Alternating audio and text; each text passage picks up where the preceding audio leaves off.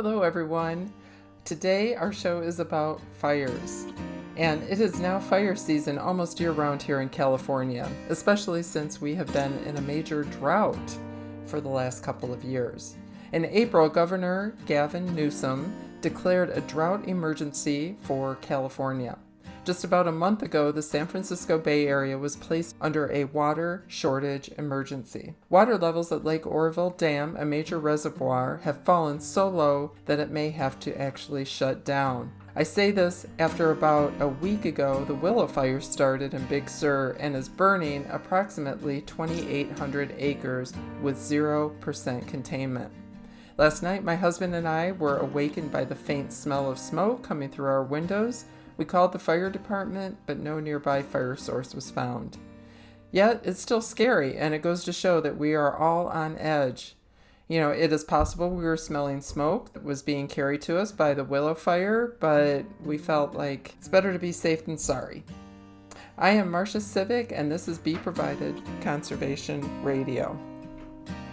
About 9 months ago, in September 2020, Governor Gavin Newsom met with then-President Donald Trump to brief him on the state of California wildfires, 1 month after they started. This clip is from C-SPAN, recorded on September 14th, 2020, and gives a brief reminder to us of what we were facing back then. Fires from CZU County, right up there at the border of Oregon, all the way down to the Mexican border.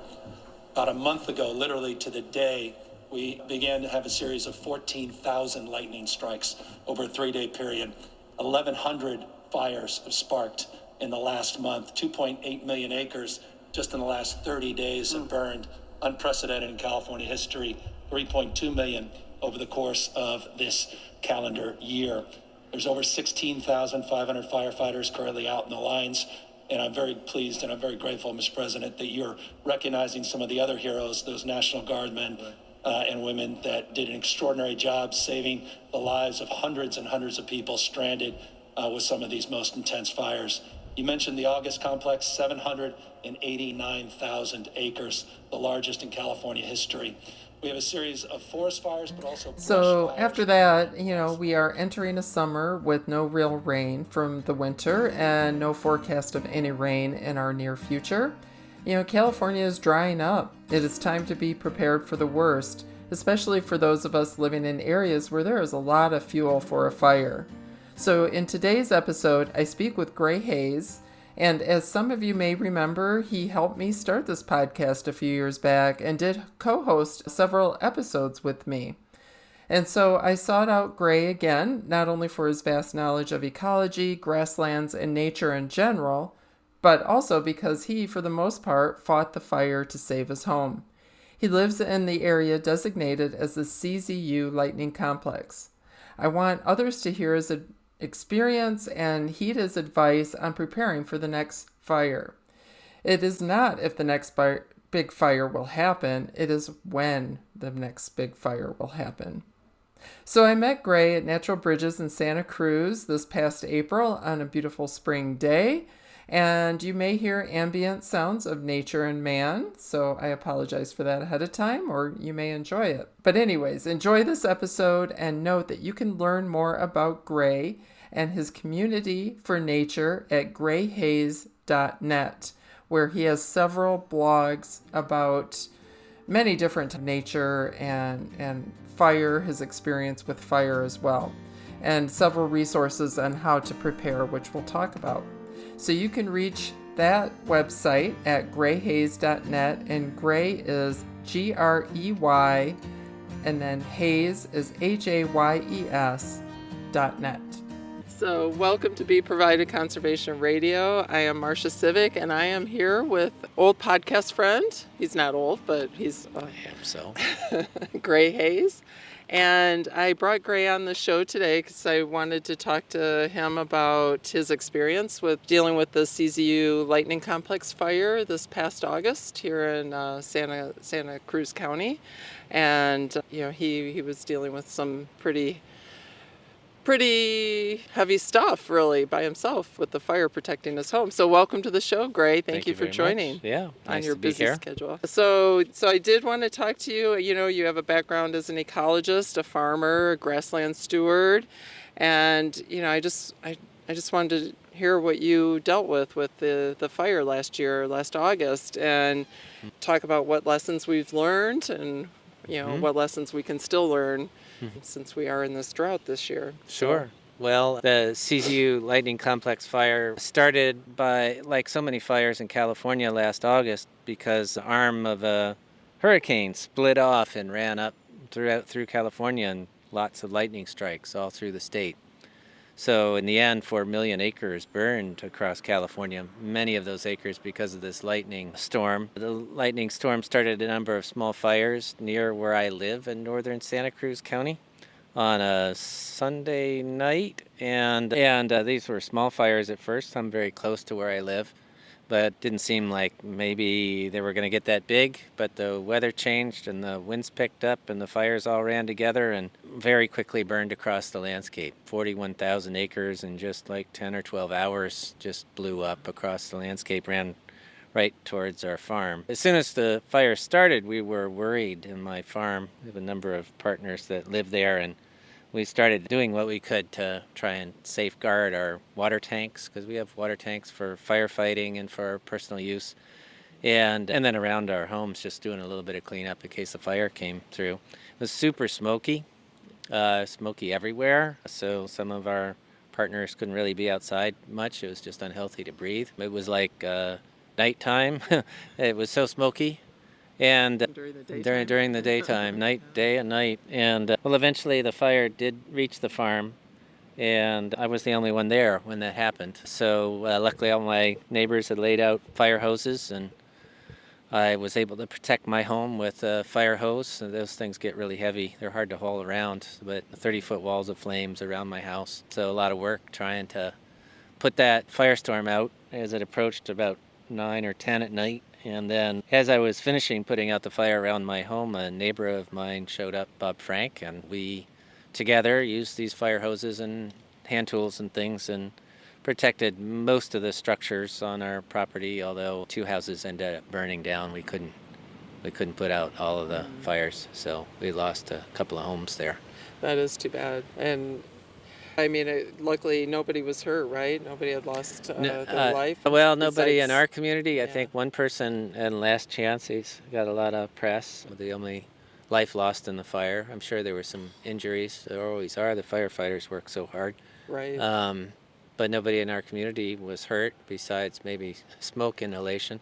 I'll say by the end of, I fought fire from 9 at night until died, older man, 3 in the morning. And neither me nor Bob Frank could move at all at the end. And my eyes, I should have had some kind of eye protection, because my eyes hurt so much to open and even more to close. And it was just searing pain. So next time I'll have some goggles. I was going to ask, did you have any other PPE that... I had a Nomex jacket. That's a kind of fire-resistant jacket. And then cotton pants and leather shoes and gloves. That's all. Wow. Well, I guess I was wearing an N95 mask, which really probably helped a lot. Did it help a lot? Yeah. Oh, good. Do you feel like you've had, this is just a kind of on the side, but do you feel like you've had any lasting issues from all that smoke inhalation? I did see a doctor shortly afterwards because of the smoke. I felt like I might have an asthma attack. I felt really short of breath and a little panicky because I couldn't get a deep breath. But I just did inhaler type stuff for maybe 2 or 3 weeks and weaned myself off of that. And I don't feel like I started running and it's not a problem. Oh, that's I don't great. feel like it's a big problem. Oh, good. Yeah. Just for us who were just on the outsides of the fire, not dealing with it, like you were, it was really bad air quality. So I have a super sealed house and an air filter running the whole time. Good. So I was able to get out of the smoke into a clean house, even though it was quite... So you said this was a very fast moving fire, like the lightning was on Sunday. Right. How long did it take that you knew you were really in danger? Oh, well, I didn't think at first we were worried because one of the fires was really close to our farm. On Monday we were paying a lot of attention, but by Monday night they said, oh no, we've got it under control. It was, the wind shifted and the fire would have gone away from us, but it wasn't an issue. So we kind of took it easy on more on Tuesday. Okay. But then Tuesday night, I looked at the heat map. I'd been tracking the satellite imagery, and I noticed that the fires in the northern part of Santa Cruz County in Butano had grown quite a bit and were approaching. There were 3 fires that were going to merge in a chaparral community. Yeah. And when I saw that they were going to merge in that vegetation type with the winds coming from the north, I predicted that we would get hit on Wednesday or Thursday by the fire. I told everybody. So we got up super early on Wednesday morning, and well, I think people worked late into Tuesday night after I noticed that, and then some maybe all night. And then Wednesday we worked our butts off to the point where one of our partners couldn't even work anymore, and he had to. That's why he wasn't there when the fire hit. So I'd say Tuesday night around 7 p.m. I knew that our farm would get hit. And it got hit about 24 hours later. Wow.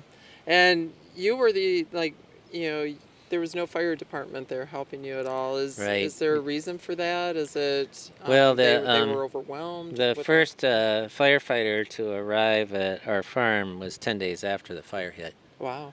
CAL FIRE, we're in a state response area, so it was CAL FIRE area for firefighting. And they were just overwhelmed. You'll know there's a lot of fires happening around California, so yeah. it would be hard to get assets from elsewhere, and so they just were. I think they were swamped and surprised. They'd never seen a fire move that fast through this coastal vegetation. I mean, it was creating its own wind pattern practically. Mm-hmm. From what I believe or yeah, have read and heard. Yeah, we had a rain of charbroiled leaves starting on Sunday constantly until the fire hit. Wow. From miles away. We ended up getting charred leaves on our property, 7 miles, 8 miles away. Yeah. That was crazy. So it's good. Nobody was harmed. You did lose some structures. So when the smoke all cleared and you were able to assess, damage, how bad was it? To your farm, to your neighbors and anything. We were fighting fire for about 2 weeks constantly with a crew of 4 people. And so I'd say after about 2 weeks, we were able to look around a little more and assess things. So, like I say, 3 families lost all their stuff in a couple structures and a lot of farm equipment in one of them. Some farmers lost all their farm equipment. And so that was, of course, a drag for them. The farm itself, we have many miles of deer fence around our fields, and the deer fence was burned up. The posts were. The metal stayed intact, but it was kind of hanging there, which we've been kind of putting T-posts in and fixing up. Let's see. So, of course, in a farm, you have lots of irrigation. In our case, plastic irrigation laying on the ground or little pipes coming out of the ground, and that was extensively damaged. So we had to patch that up to get water around again.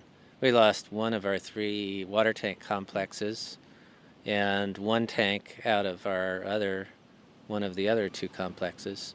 We lost almost all our forest trees on the property. We lost all of our shrub ground. Lots of thrashers were nesting on.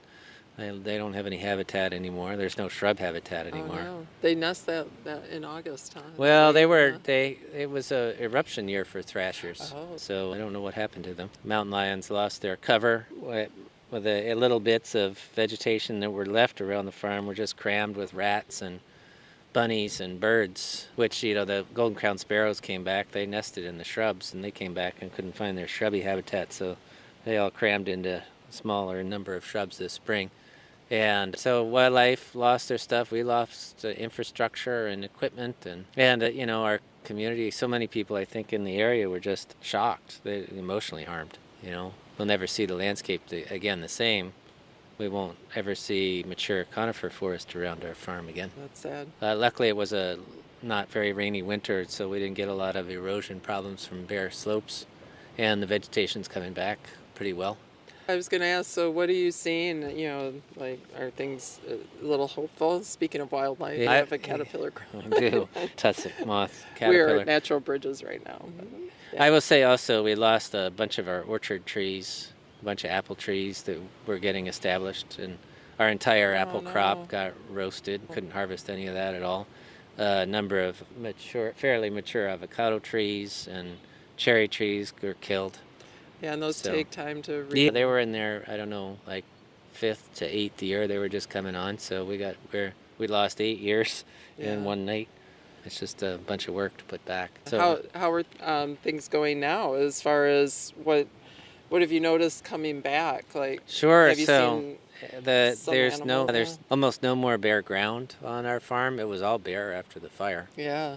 Just all charbroiled and sooty. But nature resprouted and it's all green now. Patches of wildflowers, and some places you could still tell burned. All the shrub skeletons are still there, tree skeletons, but I mean it's green. So, but lots of things that wanted shrub cover don't have shrub cover, and things that nested in trees don't really have canopy trees anymore. Right. So you're seeing a change in birds coming through, I'm sure. And I don't hear the some of the same birds aren't there right now. No more thrashers. any different ones that you've noticed? I think the house finches and goldfinches are having a field day. The bluebird, we have bluebird boxes before the fire. They burned up, and we put up bluebird boxes after the fire. So we had 3 pairs nesting again this year. That's normal for us, so they're about the same. Oh, that's good. The ravens, I have a pair of farm ravens. They're still there. They didn't leave. They're pretty durable. The kestrels left and haven't come back, but the red-tailed hawk's still there. The Cooper's hawks were there. The quail left after the fire, and they just came back this spring again. We had 150 or so quail, and after the fire there were 20, but now we're back up to the old number again. The 150. Yeah, something like that. That's great. Yeah. They get along in a little shrubbery. They for need the some stuff shrub that- yeah. cover. Interesting. And some of the plant life, I know some survive or like fire. Yeah. To regenerate. Right. We at got a certain lot more times, but- lupins after Okay. the fire. A lot of poppies and lupins. Nice. Lupins where there hadn't been lupins, there were shrubs before. Yeah. And wild cucumber did really well after the fire. The mountain lions left before the fire. There were no mountain lions for a little while. And then right before the fire, there started being prints again, little markings in the forest. But right after the fire, there were some tiny little mountain lion tracks for maybe 2 weeks in the soot. And then, but coyotes for the first time in 8 years. Really coming Yeah. back. Yeah, coyotes were yipping and around the farm after the fire. Wow. Yeah. So, and a bobcat, but the bobcat's always there. Haven't seen any fox in a while. Interesting.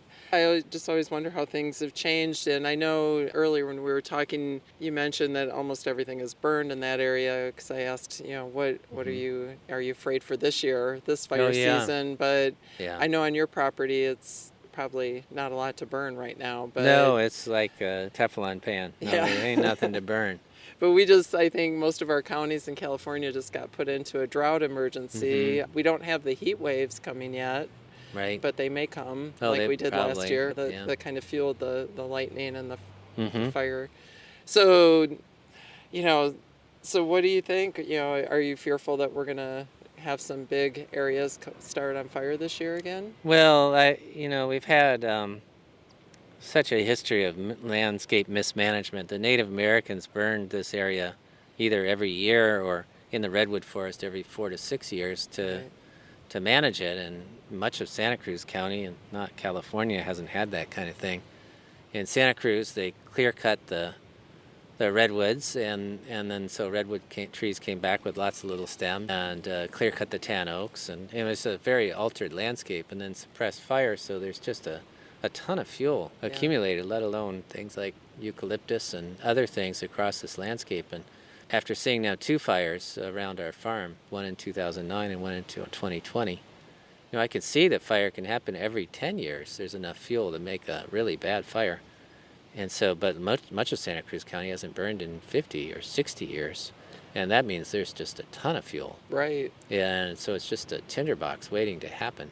So it really worries me, my friends who live in an area that haven't burned, what might happen. I mean, it's going to burn. Eventually. And I don't it's just see a matter whole lot time. of people that are prepared for that. And I wanted to talk to you a little bit about that too, of what we can do, and so what can we do, to make our home safe, our property safe, as much as we can. Well, there's really good guidelines. So I wrote a blog on my website if somebody wants to look at it with some links on guidelines, but they say clear 100 feet around your house, and people really don't understand what that means. There shouldn't be any vegetation at all within 10 feet of your house. Oh, okay. There's, it just needs to be down to stubble, if anything. and then, out the rest of the 90 feet, there really needs to be almost, and so people need to, like right now, to be clearing everything and chipping it and putting it away from their house. It's that time that grasses are starting to dry out, and it's serious. People just don't, it's so much work to live in the countryside. Right. Now in the city, it's different, but we've even seen in like Santa Rosa, the fires can barrel into the city. And get hospitals and stuff. So it's possible even there. So besides vegetation management, people need to also help clear around their private roads or be able to get out safely. Mm-hmm. Pay attention to the weather and have a go box. I think most of my neighbors actually took their important papers, but some people don't have that ready. And so getting the stuff you would want to take with you ready, because I stayed in an area, that was evacuated. I don't think my neighbors couldn't come back for 3 weeks. Wow.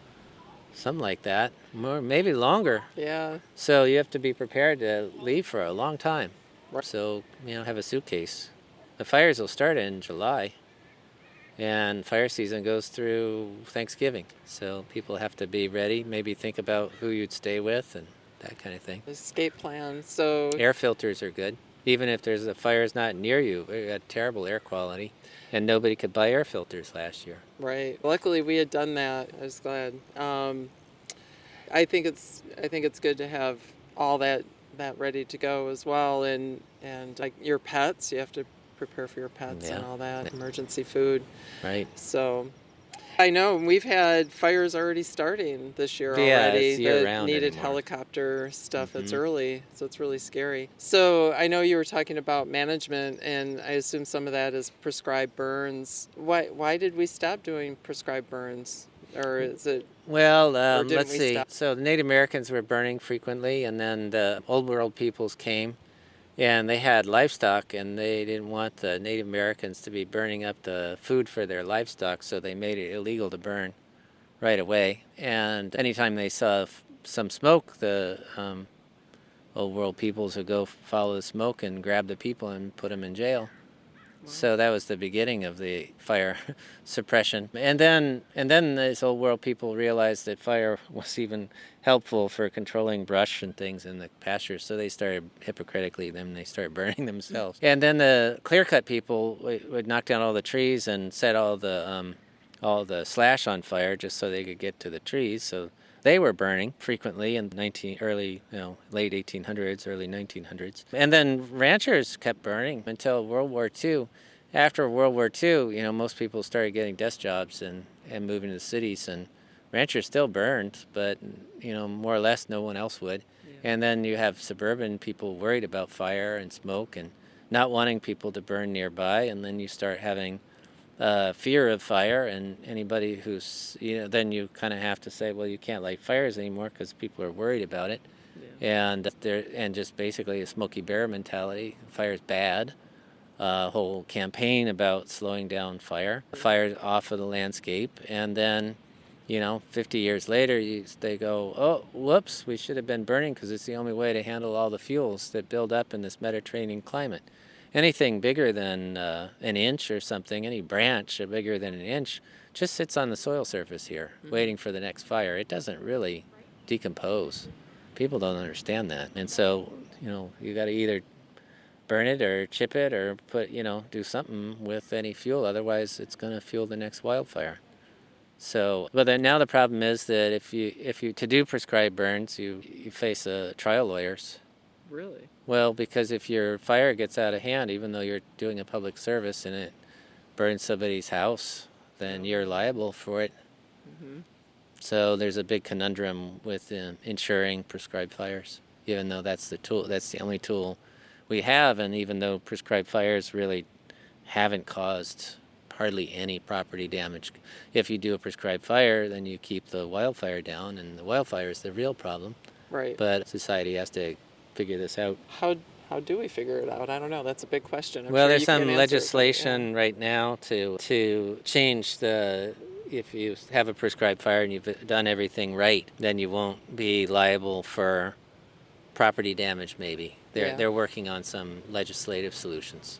Good. To change it to gross negligence rather than just negligence to prove that you have, and other things. I think maybe CAL FIRE will get a lot more resources to do state-sponsored burns, and they have bigger pockets to fight if there's somebody tries to sue them for it. That's true. It's hard for private individuals to do it. Do state parks do them? State Parks has a great Santa Cruz district of state parks is the leader in natural lands burning in this region, if not California. Yeah. So they've been burning hundreds of acres in the parks around here for trying to, in Big Basin, to save the old-growth redwoods, and in Wilder Ranch and Onion Nuevo State Park to restore grasslands. Mm-hmm. And they've been doing that for decades to success. That's great. So interesting. So you mentioned on your blog that you have some good tips and that people can, and resources. How do people find your blog? Oh, to go to grayhaze.net and look down or search for fire stuff. Okay. Yeah. Grayhaze.net, and it's Grey. Yeah, Hayes, all one thing. Awesome. .net. CAL FIRE has a lot of good resources on their websites about clearing around your house and that kind of thing. And do local they come out? fire safe councils are the ones that come out. Oh, okay. So there's a Bonnie Doon Fire Safe Council, and other parts of the state have local fire safe councils that have chipper programs or volunteer programs to help people deal with their problems. Right. Or they give advice. Right. If in doubt, just stop by your local fire department and ask them to stop by your house and give you advice about what to do. They might do that for you. Oh, that's great. I mean, I think some people are worried about that. I don't know if they're afraid that they're going to get fined or something. I know. Yeah, there's no fines. CAL FIRE did for a little while is they do inspections, and they put a little yellow tag on your house if you needed to do something differently, but they're not doing that program anymore. They just want to be helpful. That's good. That's good to hear. So there's no reason. No, I mean, you could vote to give CAL FIRE more money. Because they're understaffed for what the problems are that our society's made. I wonder if they're ramping up for this year as far as staff goes. So the governor, I guess Governor Brown and now Newsom have just poured money into CAL FIRE.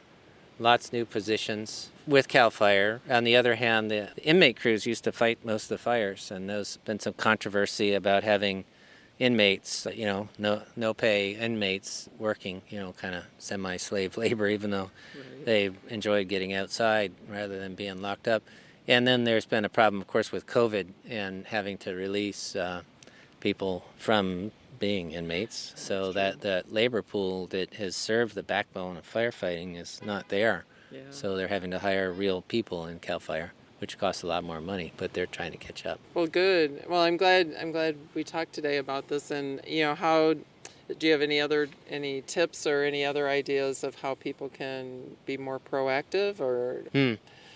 Well, if you really want to become more involved with this rather than just protecting your own structure, which there's a lot of work to do, I'm sure, if you live in the countryside, you could join the Central Coast Prescribed Burn Association. And so they're training citizens on how to be involved with prescribed fire so we can get more prescribed fire going. So you'd be a volunteer, you could get certified, lots of neat training. Mm-hmm. And you think, well, maybe you don't want to actually participate in prescribed fires. Well, hold judgment. Maybe you do, because we need all the hands on deck we can. But on the other hand, if you get trained by these people, you learn a lot about fire that'll help you live better on this landscape. About how fire behaves and what to do. Because it's gonna keep happening here where we live, so that makes sense. Interesting. Well, thank you, Gray, for talking about that. Sure. And I hope people visit your website. It does have a lot of information, your blog. Thanks. Thanks for joining us today. Yeah, you're welcome. Well, this concludes today's show. I am Marcia Sivek, and this is BeProvided Conservation Radio. Please visit greyhays.net, and that is GREYHAYES.net, for more information on Gray's Community for Nature and his personal story about battling the fire to save his home. Visit BeProvided.com for more show notes and other podcasts like this. If you like what you hear, please say hi, send me a note, leave a comment. I am interested in knowing what you like or don't like, and maybe you have someone you would like to hear on the show, so let me know. Background music is Dark Cloud by Ian Kolaski, licensed from Soundstripe.com. The news clip from Governor Newsom was from C-SPAN Public Domain Files. Stay safe and stay healthy, everyone.